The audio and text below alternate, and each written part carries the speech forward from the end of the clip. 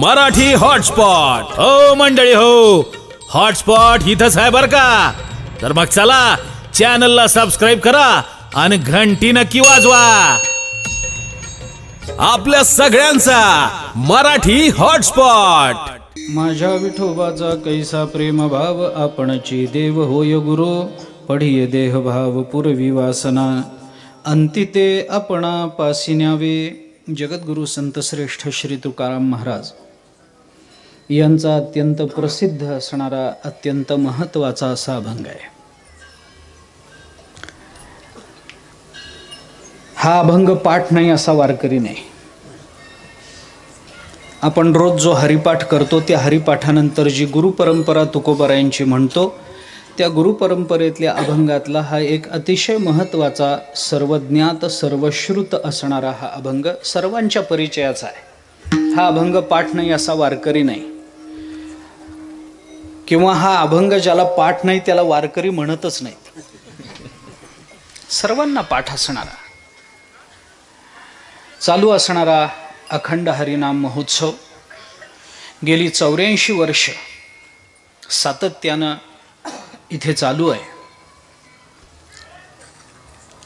समर्थ भगवान श्री वागदेव महाराजांच्या पुण्यतिथीचं नियोजन गेली 84 वर्ष आपण भाविक ग्रामस्थ मंडळी करता आहात. 84 वर्षापूर्वी ज्यांनी कोणी हा उत्सव सुरू केला असेल त्यांचं कर्तृत्व, त्यांचा विचार, त्यांची दृष्टी ही जेवढी महत्त्वाची आणि तुमच्या आमच्या कल्याणाची होती, तेवढंच महत्त्व सातत्याने 84 वर्ष ज्यांनी हा उत्सव सांभाळून आत्तापर्यंत जतन करून नवीन पिढीच्या हातामध्ये दिला, त्यांची दृष्टी तेवढीच महत्त्वाची मानली पाहिजे. उत्सव सुरू करणं, मंदिर बांधणं आपल्याला पटेल किंवा न पटेल, पण या गोष्टी फार सोप्या असतात. मंदिर बांधायला फार काही लागत नाही. 4 लोकांकडे जाणं, मंदिराकरता पैसा गोळा करणं, आणि मंदिराकरता पाहिजे म्हटल्यानंतर सहसा कोणी नाही म्हणत नाही आपल्याकडे. मंदिर बांधण्या एवढी सोपी गोष्ट, उत्सव सुरू करण्या एवढी सोपी गोष्ट दुसरी नसते. परंतु बांधलेल्या मंदिराचं पावित्र्य राखण्या एवढी अवघड गोष्टही नंतरच्या काळात दुसरी राहत नाही. उत्सव सुरू करणं खूप मोठं असतं, पण सातत्यानं 84 वर्ष एवढ्या अत्यंत बिकट परिस्थितीमधून आणि वरचीवर कराल होत जाणाऱ्या कलियुगामध्ये तो जतन करून ठेवणं, तेवढ्या शुद्धतेनं जतन करून ठेवणं हे अत्यंत अवघड असतं. हे काम आपण ग्रामस्थांनी केलं, त्याबद्दल आपल्या सर्वांच्या चरणी मी नतमस्तक होतो. आपल्या सर्वांना संप्रदाय टिकवून ठेवला, एक संस्कृती टिकवून ठेवली, आणि या उत्सवाच्या निमित्तानं गावामधले वारकरी संस्कार टिकवून ठेवले, याबद्दल अंतःकरणपूर्वक धन्यवाद देतो. अभंग प्रसिद्ध आहे. तुकोबारायांचा हा अभंग सर्वांच्या परिचयाचा आहे. माझ्या हातामध्ये उपलब्ध असणाऱ्या वेळामध्ये जेवढा विचार मला या अभंगाच्या संबंधानं करता येईल तेवढा विचार मी करतो. 5 चरणाचा अभंग आहे. सगळीच्या सगळी चरणं सोडवणं हे माझ्या वेळेच्या आणि बुद्धीच्या मर्यादेत बसणारं नाही आहे. त्यामुळे जेवढा विचार करणं मला शक्य आहे तेवढा विचार मी मांडतो. अभंग अत्यंत प्रसिद्ध आहे. या अभंगामध्ये तुकाराम महाराजांनी वारकरी संप्रदायातल्या तत्वज्ञानातला एक अतिशय मूलभूत आणि तेवढाच महत्त्वाचा असा सिद्धांत आपल्यासमोर ठेवला आहे. माझ्या विठोबाचा कैसा प्रेमभाव, आपणची देव होय गुरु. संत आणि परमात्मा यांच्यामध्ये एकरूपता असते. संत आणि परमात्मा यांच्यामध्ये अभेद असतो, यांच्यामध्ये अद्वैत असतं, असा सिद्धांत या अभंगामध्ये तुकाराम महाराज मांडतात. संत म्हणजे कुणीतरी वेगळे आणि परमात्मा म्हणजे कुणीतरी वेगळा, अशा भ्रमामध्ये आपण राहून उपयोगाचं नाही. विचार ग्रहण करताना त्या विचारातली मूलभूत जी भूमिका असते ती भूमिका आपण पहिल्या प्रथम स्वीकारली पाहिजे. तुकाराम महाराज या अभंगामध्ये जो विचार आपल्याला सांगतात तो संत आणि परमात्मा हे एकच असतात, हे आपल्याला तुकाराम महाराज पुन्हा पुन्हा सांगतात. अनेक प्रमाणं, अनेक युक्तिवाद, अनेक सिद्धांत त्या संबंधानं सांगितले जातात. अधिक मी अडकणार नाही, मला पुढेही विचार मांडायचा आहे. ज्ञानेश्वर महाराज म्हणजे दुसरं तिसरं कोणी नाही, प्रत्यक्ष परमात्माच ज्ञानोबारायांच्या रूपानं अवताराला आला. तुकोबाराय म्हणजे दुसरं तिसरं कोणी नाही, प्रत्यक्ष परब्रह्मच तुकोबारायांच्या रूपानं प्रकट झालं. आपण नेहमी म्हणतो प्रमाण देण्याचंही फार कारण नाही, कितीतरी अशी प्रमाणं आपल्याला या संदर्भामध्ये देता येतील. ज्ञानोबाराय म्हणजे कोण? लोपले ज्ञान जगी हित नेण ती कोणी. पुढं काय? अवतार पांडुरंग नाव ठेविले ज्ञान. ज्ञानोबाराय म्हणजे प्रत्यक्ष पांडुरंगरायाचा अवतार. तुकोबाराय म्हणजे दुसरं तिसरं कोणी नाही, तुकिता तुलनेसी ब्रह्म तुकासी आले. तुकोबाराय म्हणजे साक्षात परब्रह्म, दुसरं तिसरं कोणी नाही. कितीतरी प्रमाण आपल्याला शास्त्रदृष्टीने विचारात घेता येतील. ब्रह्मसूत्रात या अर्थाचं एक अधिकरणच आलंय. मला आता सगळं सांगायचं कारण नाही, परंतु आज माझं भाग्यही मोठं आहे. ज्यांच्याकडे बघून मला बोलावं वाटतं असं एक व्यक्तिमत्व आज माझ्या कीर्तनाकरता माझ्या अत्यंत प्रेमामुळे, माझ्यावरच्या आणि माझ्या परंपरेवरच्या अकृत्रिम स्नेहामुळे इथं उपस्थित आहे. आदरणीय हरिभक्तीपरायण श्रद्धेय अमृताश्रम स्वामी महाराज. उद्या त्यांच्या अमृतवाणीतून आपल्याला काल्याचं कीर्तन ऐकायला मिळणार आहे. आमचं दुर्भाग्य तिथेही आडवं येतं की मला सकाळपर्यंत आपल्या कीर्तनापर्यंत थांबता येत नाही, श्रवण करता येत नाही. परंतु अत्यंत प्रेमानं खूप लांबचा प्रवास करून आज इथं उपस्थित आहेत. थोडंसं जर काही अवघड मी बोललो कीर्तनामध्ये, मग शक्यतो बोलत नाही, मला येत नाही, परंतु जर काही एखादं वाक्य अवघड माझ्या मुखातून ऐकलं आपण तर असं समजा की ते त्यांच्याकरता होतं बरं का. संत आणि परमात्मा यांचा अभेद तुकोबाराय सांगतात. किती प्रमाण? अविभागेन दृष्टत्वात असं एक सूत्र ब्रह्मसूत्रात येतं. सोडून द्या, ज्ञानेश्वरीत चला, गाथ्यात चला, मी आपल्याला प्रमाण देऊन जातो. ज्ञानोबाराय स्वतः परस्परे बाहेर नामाचीच अंतरे आतुनी आतुवट वस्तू विचारे मी ते चिते. अर्जुना, त्यांच्यामध्ये आणि माझ्यामध्ये नामाचं अंतर असेल, त्यांच्यामध्ये आणि माझ्यामध्ये रूपाचं अंतर असेल, पण आतून जर तू बघितलंस ना तर मी ते चित्ते, मी आणि ते यांच्यामध्ये कोणता भेद तुला दिसणार नाही. संत म्हणजेच परमात्मा, परमात्माच संतांच्या रूपानं प्रकट होतो. तुकोबाराई ह्याच्यापेक्षा वेगळं काही बोलत नाही. तुकोबाराईंची तर कितीतरी प्रमाणं, तुझं माझं नाही भेद केला सहज विनोद तुकोबाराय बोलतात, सहज बोलतात तुकाराम महाराज. किती प्रमाणं द्यायची तुकोबाराईंची. देवते संत, देवते संत, देवते संत, देवते संत,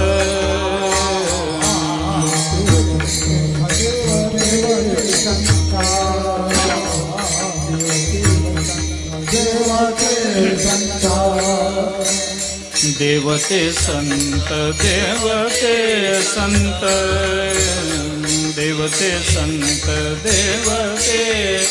संत, देवते संत, देवते संत, निमित्त त्या,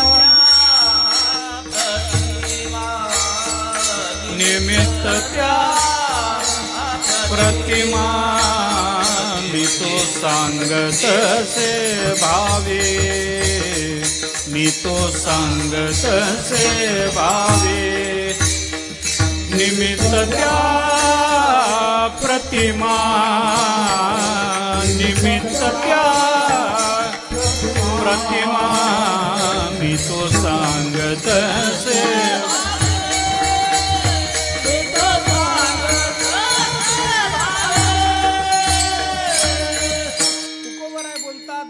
संत, देवते संत, निमित्त त्या प्रतिमा. संत आणि परमात्मा दिसायला दोन प्रतिमा, रूप दोन असतील, पण संत आणि परमात्मा एक असतो, असा सिद्धांत तुकोबाराय या अभंगामध्ये मांडतात. थोडासा पुढे विचार करा. संत आणि परमात्मा जर एकच असतील तर दोन रूपानं अवताराला आलेच कशाला? जर एकच म्हणून तुम्ही सांगता तर त्यांची दोन रूप दाखवता कशाला? त्याचं कारण आपल्याला थोडंसं विचारात घेऊन पुढे जावं लागेल. संत आणि परमात्मा जरी एक असले तरी त्यांना दोन रूपात प्रकट व्हावं लागतं, कारण दोघांची काम करण्याची शैली वेगवेगळी आहे. जरी ते एक असले तरी सुद्धा कामाची पद्धत वेगवेगळी आहे, त्यामुळे त्यांना दोन रूप धारण करावी लागते. अगदी छोटी छोटी उदाहरणं देऊन मी पुढे जाईन. संतांची कामाची पद्धत वेगळी, देवाची कामाची पद्धत वेगळी. एक वाक्य बोलतो जरा स्पष्टपणानं. देवाला जे करता येतं ते संतांना करता येतं, पण संत तसं करत नाहीत. आणि संतांना जे करता येतं तसं देवाला मुळातच करता येत नाही. विठ्ठला विठ्ठला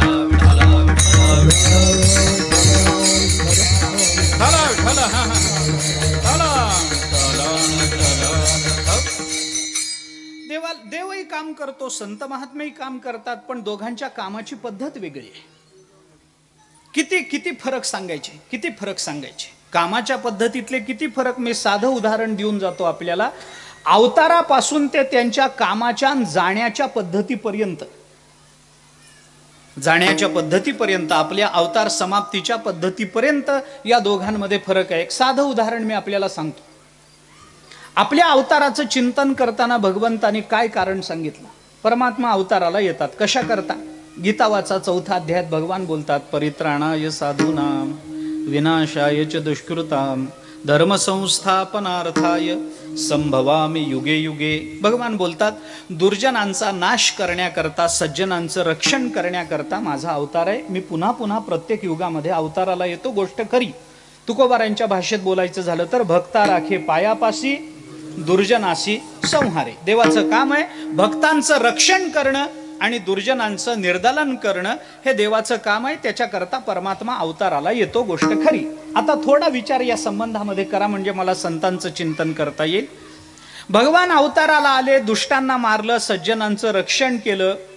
सगळं कार्य झाल्यानंतर भगवान जेव्हा पुन्हा निजधामाला गेले, तेव्हा भगवंतांनी विचार केला, आपण सज्जनांचं रक्षण केलं, दुष्टांना मारलं, पण या जगतामध्ये सज्जन आणि दुर्जन या दोघांच्या पलीकडचा एक वर्ग आहे, जो सज्जनही नाही आणि दुर्जनही नाही. असा एक वर्ग आहे ना या जगतामध्ये, जो सज्जनही नाही आणि दुर्जनही नाही. कोण या वर्गामध्ये? दुसऱ्याचा विचार करू नका, आपण सगळे याच वर्गातले. आपण सज्जनही नाही, आपण दुर्जनही नाही. सांगा बरं, आपण सज्जन का दुर्जन? आता थोडी प्रश्नोत्तर करू. आपण सज्जन का दुर्जन? काय म्हणून घेता स्वतःला? विचार करून पहा. मी साधं सरळ बोलतो, काही अवघड नाही, काही नाही. आपण सगळेजण इथे बसलेलो आहोत. मी सगळ्यांना विचारतो, आपल्यापैकी सज्जन कोण? हात वर करा. सज्जन करत नाही सहसा, कारण करूही नाही, माझं म्हणणं आहे. कारण का मी तुम्हाला सांगतो, त्याचं कारण सांगतो. जो खरा सज्जन असतो की नाही, तो कधी हात वर करून सांगत नाही मी सज्जन आहे. आणि जो हात वर करून मी सज्जन आहे म्हणून सांगतो, त्याच्या एवढा दुर्जन या जगात दुसरा कोणी नसतो. ज्ञानोबा हात वर करून म्हणत होते काय, मी संत आहे, मी संत आहे, मी संत आहे म्हणून. तुकोबाराय म्हणत होते, गोरोबा काका म्हणत होते, चोखोबाराय म्हणत होते, जनाबाई म्हणत होत्या. कोणी म्हणत नाही. आपल्यापैकी सज्जन कोण? हात वर करा. कोणी करणार नाही. कीर्तनकारा सकट. काय ताकद आहे महाराज, काय ताकद आहे. अरे आपलं आपल्याला माहिती, पुला खालून किती पाणी वाहून गेलंय. आपण कशाला हात वर करायच्या भानगडीत पडू? आपलं आपल्याला पूर्व आयुष्य माहिती नसतं काय? कुणाला नाही कळलं तर दोघांना तर कळतच असतं आपल्या आयुष्यात. आपल्या आयुष्यातल्या गोष्टी कुणालाही जरी कळल्या नाहीत तरी दोघांना कळत असतात. एक देवाला आणि एक आपलं आपल्याला. दोघांना तर कळतच असतं. बरं जाऊ द्या, सज्जन कोणी, मला काही त्याच्याबद्दल चिंता करण्याचं किंवा वाईट वाटण्याचं कारण नाही. मी दुसरा प्रश्न विचारतो, ठीक आहे सज्जन कोणी नाही. मी दुसरा प्रश्न विचारतो, जाऊ द्या, आपल्यापैकी दुर्जन कोण? हात वर करा. कोण करत नाही? कोणी करत नाही. दुर्जन कोण आहे? हात वर करा. कोणी करत नाही. मग आपण सज्जन का दुर्जन? काय झालं मी सांगतो, थोडी अडचण झाली. सज्जन कोण आहे? हात वर करा. कोणी करणार नाही. दुर्जन कोण आहे? करा. कोणी करणार नाही. अडचण काय झाली आता सांगू का? क्षमा मागू. तर बोलतो, क्षमा मागून बोलतो. महाराज तुम्ही उपस्थित आहेत, मी बोलू नाही तुमच्या समोर, अपराध आहे, पण बोलतो तरी. अडचण अशी झाली, दुर्जन म्हणून घ्यायची लाज वाटते आणि सज्जन म्हणून घ्यायचं धाडस नाही. अशा विचित्र अवस्थेत आपण आहोत. आपली अवस्था मोठी विचित्र आहे. आपण सज्जन का दुर्जन काही म्हणता येत नाही. मी आपल्याला दुर्जन म्हणतोय असं समजू नका, कृपा करा माझ्यावर. मी आपल्याला नावं ठेवत नाही, मी आपल्याला दुर्जन म्हणतोय असं कृपा करून समजू नका. पण मी आपल्याला सज्जनही म्हणत नाही, हे लक्षात ठेवा. दोन्ही आपल्याला माहिती असलं पाहिजे. काय शक्य आहे? माणूस म्हणतो काय तुम्ही दुर्जन म्हणता, गळ्यामध्ये तुळशीची माळ आहे, एकादशीचं व्रत करतो, ज्ञानेश्वरी वाचल्याशिवाय पाण्याचा थेंब घेत नाही, आळंदी पंढरपूरची वारी कधी चुकली नाही, काय तुम्ही आम्हाला दुर्जनाच्या वर्गामध्ये ठेवता? मान्य आहे ना, आम्ही आळंदी पंढरपूरची वारी करतो, एकादशीचं व्रत करतो, गळ्यामध्ये तुळशीची माळ धारण केलेली, आम्ही सज्जन आहोत, गोष्ट खरी आहे. पण मला थोडंसं पुढचं बोलायचं आहे की ही सज्जनता सिद्ध करायला ज्या आळंदी पंढरपूरला आम्ही वारीला जातो, तिथं जातानाच वय झालेलं नसताना अर्ध्या तिकिटात जातो, हे कोणत्या सज्जनतेचं लक्षण आहे महाराज? कुठली सज्जनता बरोबर घेऊन चाललो आम्ही? वय झालेलं नसताना कशा करता?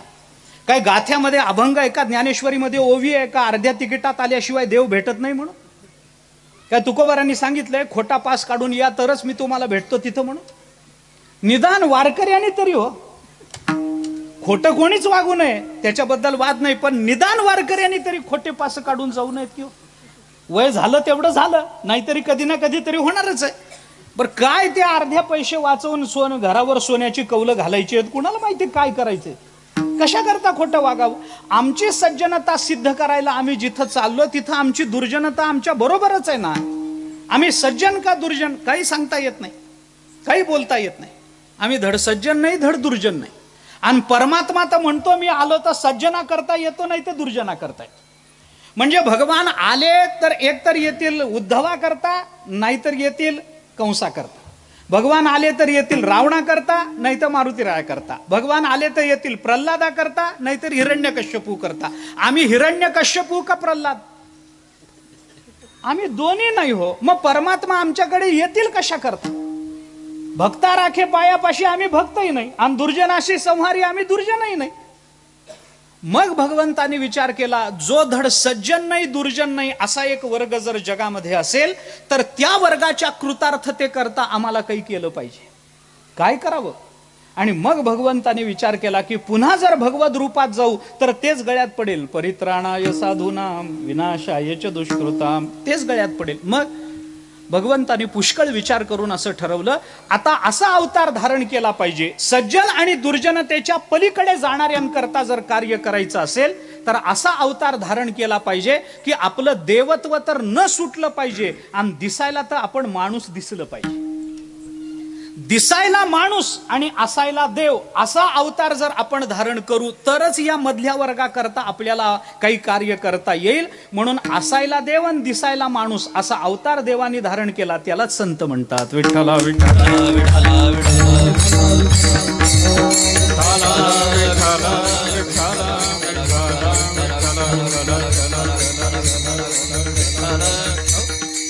प्रमाण देत नाही, वेळही नाही माझ्याकडे तेवढा सरळ प्रमाण देऊन सरळ बोलून जातो. म्हणून संतांच्या अवताराची मीमांसा करताना तुकाराम महाराजांनी देवानी वापरलेली भाषा सज्जनाची आहे, देवानी वापरलेली भाषा दुर्जनाची आहे. पण सज्जन आणि दुर्जन या दोघांच्या मध्ये बसलेल्यांकरता वापरलेली भाषा संतांची आहे. म्हणून आपल्या किंवा संतांच्या अवताराची मीमांसा करताना तुकोबाराय हे बोलतात की आम्ही अवताराला येऊ कशा करता? अवतार तुम्हा धराया कारण उद्धरावे जन जड जीव.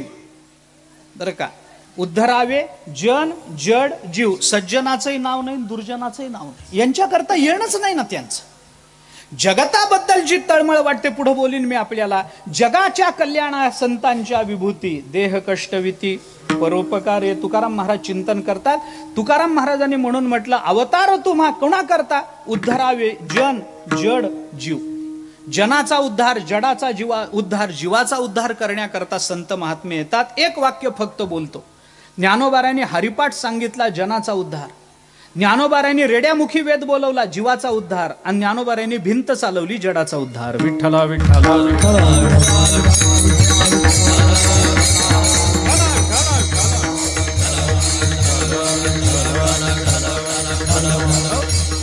परमात्मा येतो पण तुम्हाला आम्हाला ओळख पण देत नाही, आणि संत महात्मे येतात तर तुमच्या माझ्या करताच येतात. हा दोघांच्या कार्यशैलीतला फरक झाला, दोघांची काम करण्याची पद्धत वेगळी. किती फरक सांगू मी? अजून एक फरक सांगतो.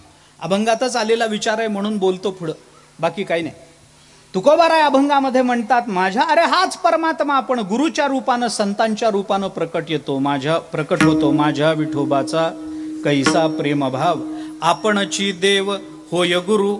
आपणच देव होतो, आपणच गुरु होतो. का बाबा असं होतो? अन्वय लावायचा झाला तर अन्वयही सरळ सांगून जातो. गंमत, जरा वेगळा अन्वय लावतो महाराज. माझ्या विठोबाचा कैसा प्रेमभाव, आपणची देव होय गुरु. आपणची देव होय, आपणची गुरु होय, ऐसा माझ्या विठोबाचा कैसा प्रेमभाव. कैसा प्रेमभाव. प्रेमभाव हे कारण मी बोलीन पुढे त्याच्याबद्दल. पण संत रूपामध्ये अवताराला येणं आणि भगवत रूपामध्ये अवताराला येणं याचं आणखीन एक महत्वाचं कारण मी आपल्याला सांगून जातो. आणखीन एक कारण जाता जाता बोलतो, ऐका. भगवंताने गीता सांगितली, कुरुक्षेत्रावर सांगितली. कुणाला सांगितली? अर्जुनाला सांगितली. चांगली गोष्ट आहे. अर्जुनाला भगवान बोलले. आता मला काय बोलायचं ऐका. मला सांगा, अर्जुन सोडून गीता ऐकायला लायक कोणीच नव्हतं का कुरुक्षेत्रावर? अर्जुन सोडला तर दुसरं कोणी नव्हतंच का गीता ऐकायला? 18 औक्षणी सैन्य होतं ना. 100 कौरव होते, 5 पांडव होते, भीष्माचार्य होते, द्रोणाचार्य होते, कृपाचार्य होते. अधिकारी काही कमी होते का? अहो, अर्जुनाचा सख्खा मोठा भाऊ धर्मराज युधिष्ठिर जो खोटं बोलत नाही, त्याला गीता सांगावी की ना? भक्त महात्मा म्हणून भीष्माचार्यांचा विचार आपण करतो. भीष्माचार्यांसारखे भक्तवर्य तिथं उपस्थित होते. त्यांना म्हणावं, भीष्माचार्य बसा, मी तुम्हाला फार चांगलं तत्वज्ञान ऐकवतो. यांना नाही सांगितली. मग कुणाला सांगितली? संन्यास घ्यायला गेला तर लग्न करून आला त्याला. संन्यासी तुवा होनी जनी, चोरोनी नेली माझी भगिनी. भगवान स्वतः बोलतात अर्जुनाला. त्याला गीता सांगितली. अर्जुनाशिवाय कोणी नव्हतं का?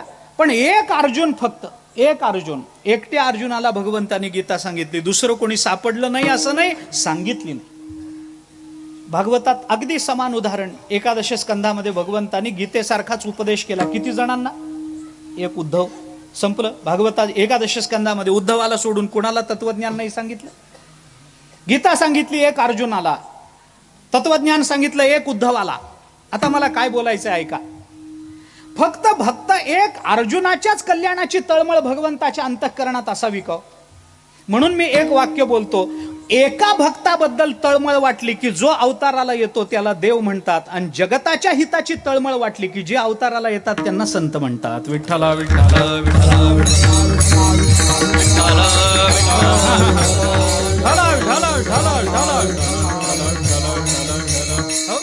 भगवंतानी एका अर्जुनाकरता बोलणं केलं, पण तोच परमात्मा ज्ञानोबारायांच्या रूपानं अवताराला आला. तीच गीता एकट्या करता ठेवली नाही. मग एकट्या करता, एका अर्जुनाकरता ठेवली नाही, त्यांनी सगळ्यांकरता उघडी करून दिली महाराज. सगळ्यांकरता. अर्जुनाचे नि व्याजे, गीता प्रकाशोनी श्रीराजे, संसारा एवढे थोर ओझे फेडिले जगाचे. ज्ञानोबाराय बोलतात.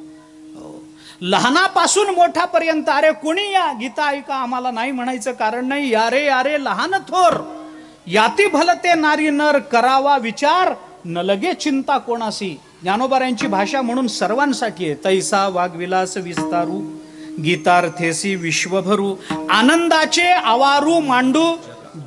जगाची भाषा बोलतात महाराज. जगाची भाषा. संत महात्मे एकट्या करता बोलत नाहीच. परमात्म्याने एकट्या उद्धवाला 11 स्कंधामध्ये उपदेश केला, पण तोच परमात्मा नाथ महाराजांच्या रूपानं अवताराला आला, आणि तोच उपदेश जगाकरता एकनाथी भागवताच्या रूपानं प्रकट केला. एकाबद्दलचा प्रेमभाव वाटला की जो येतो तो देव, आणि जगताबद्दलचा प्रेमभाव वाटला की जे येतात ते संत महात्मे. म्हणून संतांच्या कामाला मर्यादा नाही, संतांच्या कामाला परिच्छिन्नता नाही. संतांचं काम व्यक्तिसापेक्षत्वानं नाही, संतांचं काम जगत सापेक्षत्वानं कल्याणाचं आहे. विठ्ठला विठ्ठला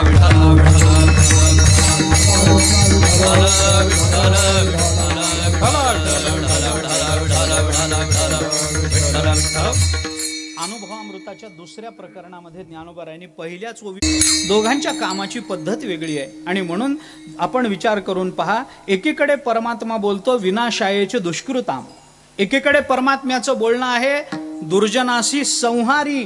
पण तोच परमात्मा ज्ञानोबारायांच्या रूपानं अवताराला आला की त्या दुर्जनाबद्दल संहाराची भाषा बोलत नाही. मग तेच ज्ञानोबाराय म्हणतात, जे खळांची व्यंकटी सांडो. संहार नाही, त्याचा दुष्टपणा निवृत्त झाला पाहिजे एवढीच अपेक्षा आहे. जे खळांची व्यंकटी सांडो. व्यंकटी शब्दाचा अर्थ आहे बुद्धी. बरं का?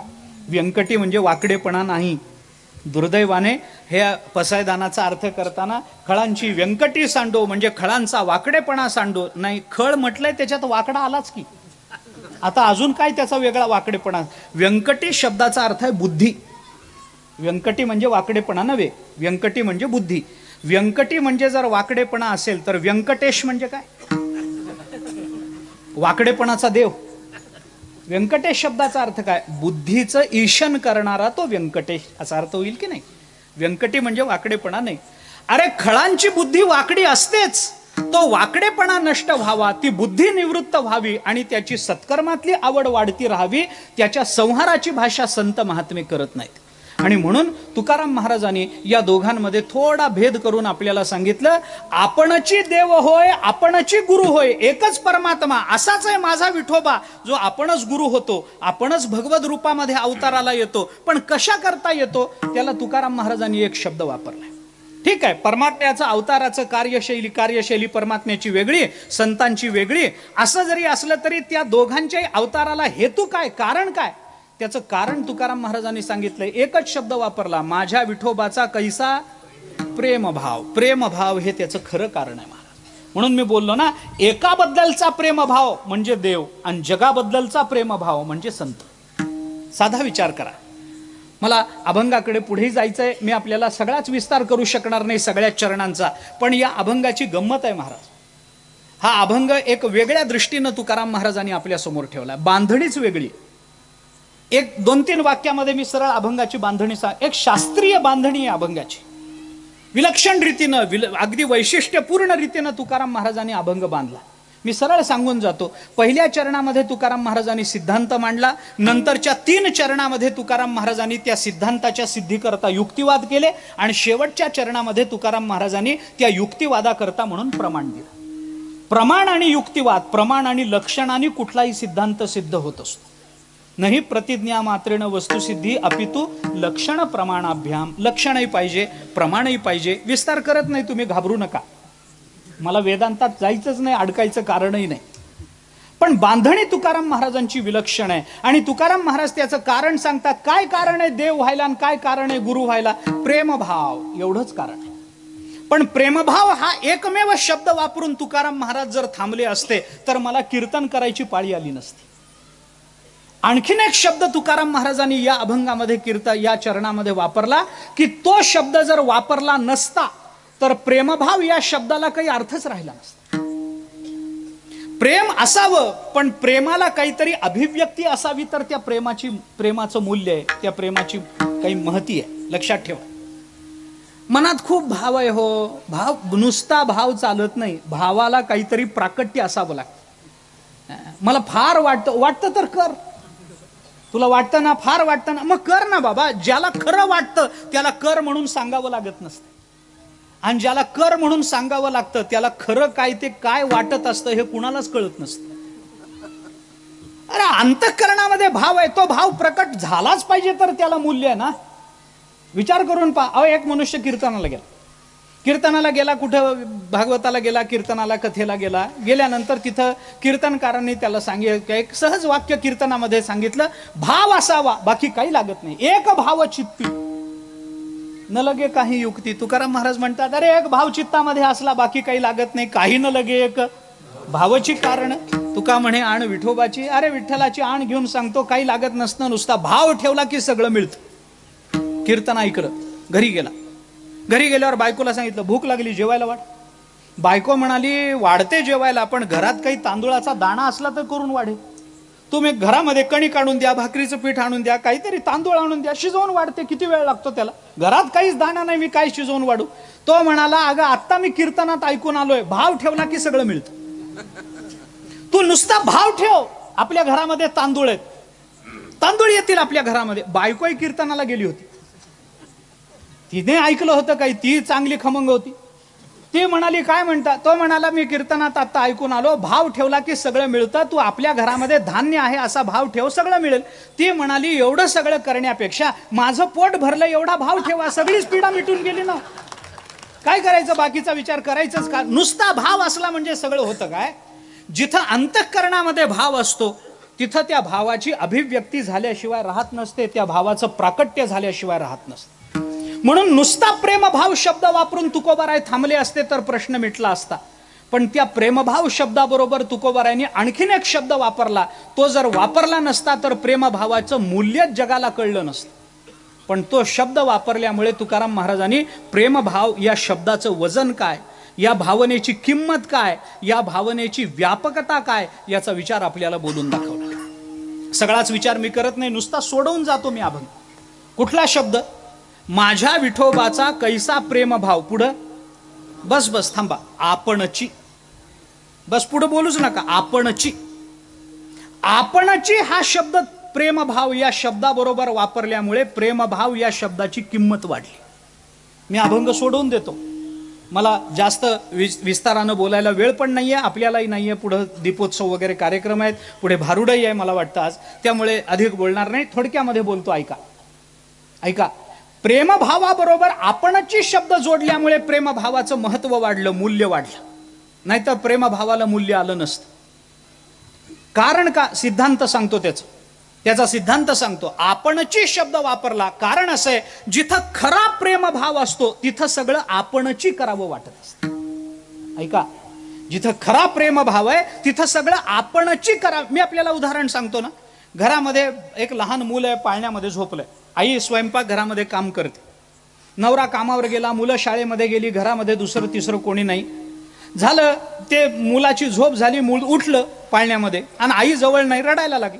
त्याच्या रडण्याचा आवाज ऐकल्याबरोबर आई रस्त्यावरून जाणाऱ्या एखाद्या बाईला म्हणते का, काय झालं माझ्या मुलाला, बघ ग म्हणून. ती जावेला म्हणते काय, बघ ग माझ्या मुलाला काय झालं. ती दुसऱ्या कोणत्या माणसाला सांगते का, दुसऱ्या कोणत्या बाईला सांगते का, आपल्या नंदेला सांगते का, कुणालाही ती बोलत नाही. मुलाच्या रडण्याचा आवाज ऐकल्याबरोबर हातातलं सगळं काम बाजूला ठेवते, आपणची तिथं जाते. का जाते? कारण तिथं खरा प्रेमभाव आहे म्हणून. विठ्ठला विठ्ठला विठ्ठला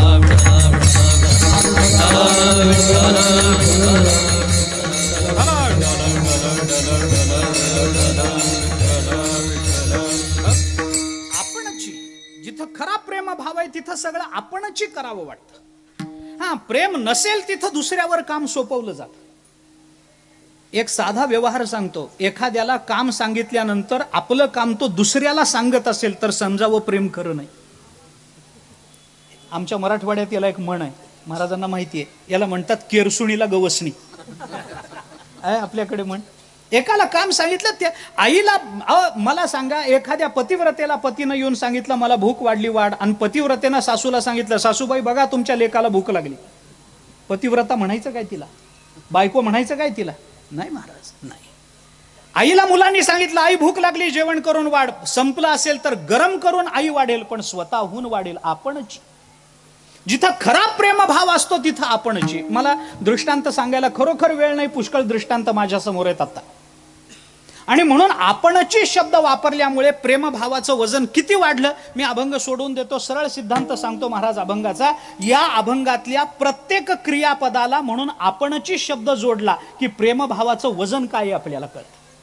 मी अभंग सोडून देतो, सरळ सांगतो, सरळ सरळ वाक्य आहेत माझी, सरळ सोडून देतो. सगळ्या क्रियापदाला आपणची शब्द जोडा म्हणजे प्रेमभाव कसा आहे हे आपल्याला कळतं. सोडून देतो. पढिये देह भाव पुरवी वासना.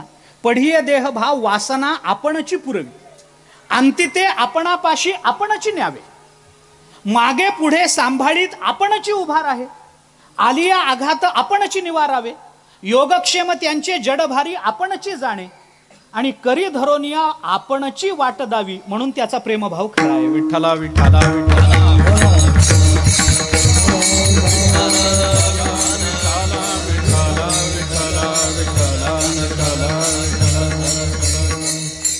कितीला संपतो? 8:45 वाजले. अजून अर्धा तास पुढे चलतो. तुकोबाराय या अभंगामध्ये माझ्या विठोबाचा कैसा प्रेमभाव आपणची देव होय गुरु.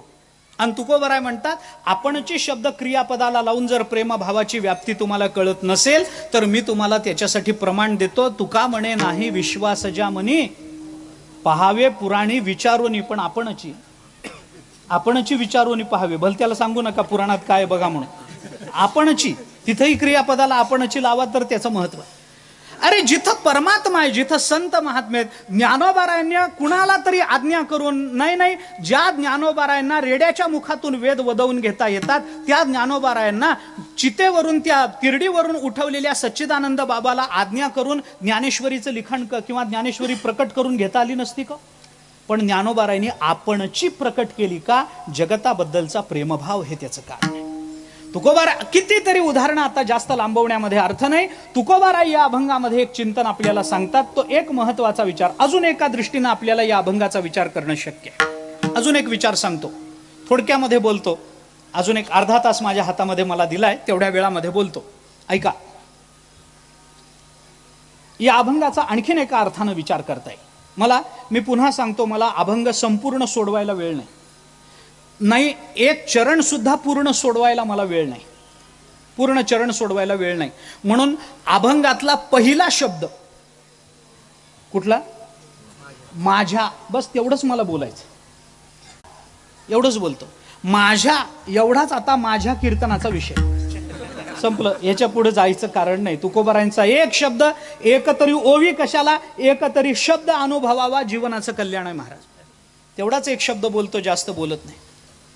या अभंगातून माझ्या तुकाराम महाराजांनी शब्द वापरला. या अभंगातून तुकाराम महाराजांनी माझं कुणाला म्हणावं याचं दिग्दर्शन आपल्या समोर ठेवलंय. विठ्ठला विठ्ठला विठ्ठला विठ्ठला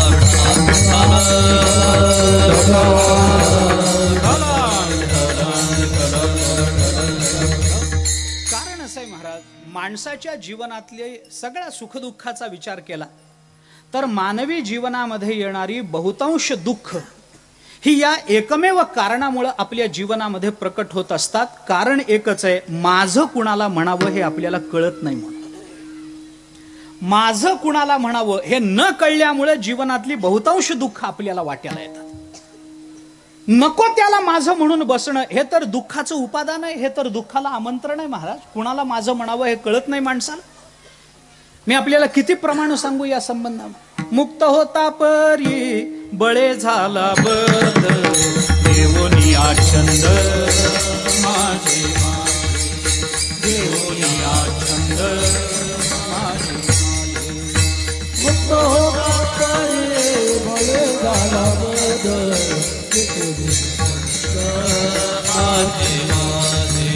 देवोनिया छंद. मुक्त होता परी बळे झाला, मुक्त होता परी बळे झाला, मुक्त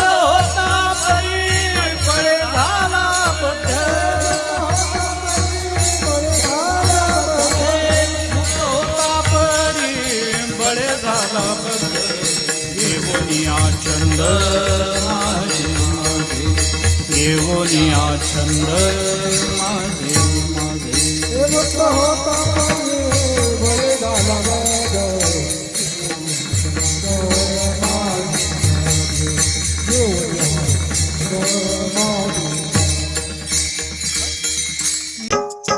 मराठी हॉटस्पॉट. हो मंडळी हो, हॉटस्पॉट इथंच आहे बर का. तर मग चला, चॅनलला सबस्क्राईब करा आणि घंटी नक्की वाजवा. आपल्या सगळ्यांचा मराठी हॉटस्पॉट.